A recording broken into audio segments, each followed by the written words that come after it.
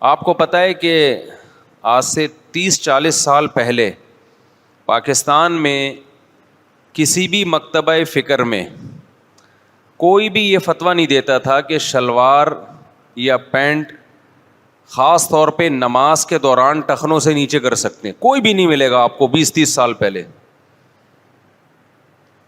لیکن اب ایک طبقے نے یہ کہنا شروع کر دیا کہ پینٹ کو فولڈ نہیں کر سکتے آپ. بتاؤ نہیں لایا کہ نہیں لایا؟ کیا ہو گیا بھائی؟ مارکیٹ میں کیا لایا ہے؟ نئی چیز لایا ہے. حالانکہ وہ جو فولڈ کرنے سے متعلق احادیث ہیں ان کا مفہوم یہ ہے کہ بعض لوگ آستینیں ایسے یوں کر کے اوپر چڑھا لیتے ہیں یہاں تک، دیکھنے میں آپ کی ہیئت عجیب سی ہو جائے.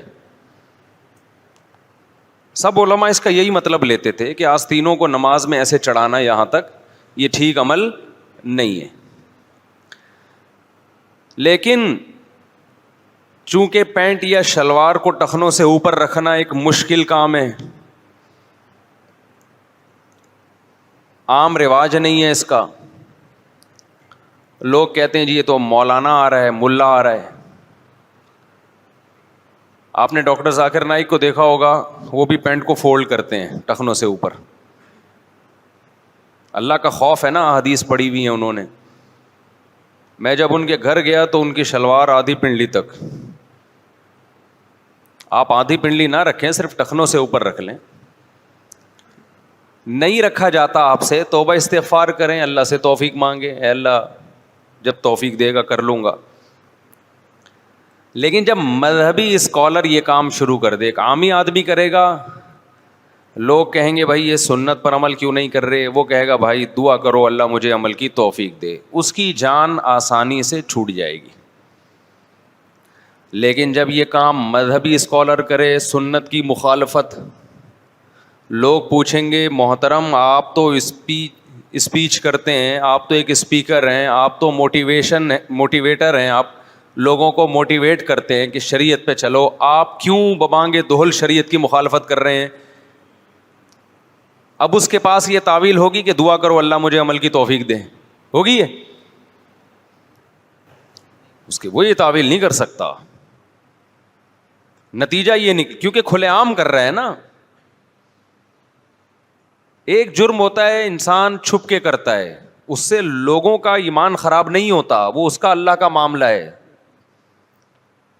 ایک جرم ہوتا ہے جو آپ لوگوں کو تبلیغ کر رہے ہیں اور کھلے عام اس کی دھجیاں اڑا رہے ہیں. اس سے آپ کی دعوت اور آپ کی تبلیغ میں اثر باقی رہے گا؟ بولنے پر گورنمنٹ نے پابندی بالکل بھی اب تک پابندی نہیں ہے، لگ سکتی ہے کسی بھی ٹائم پہ. اس لیے جب تک پابندی نہیں ہے تو آپ بول لیا کریں.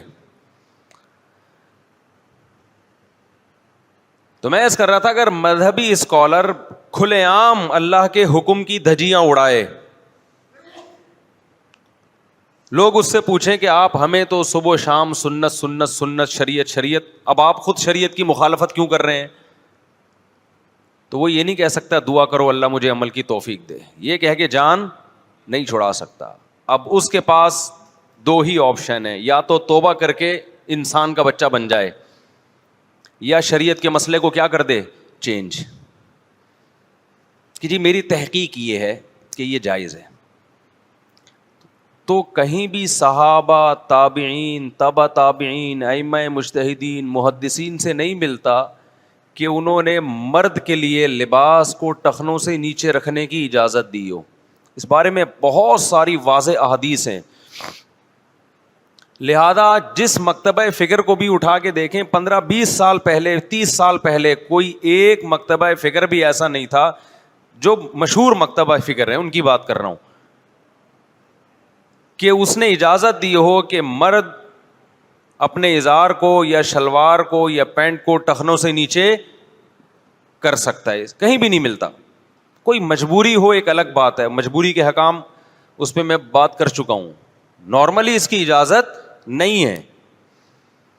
نبی صلی اللہ علیہ وسلم نے ارشاد فرمایا، ان اللہ لا يقبل صلاة رجل مسبل ازارہ، اللہ اس شخص کی نماز قبول نہیں کرتے جو اپنے ازار کو نیچے کرے ٹخنوں سے.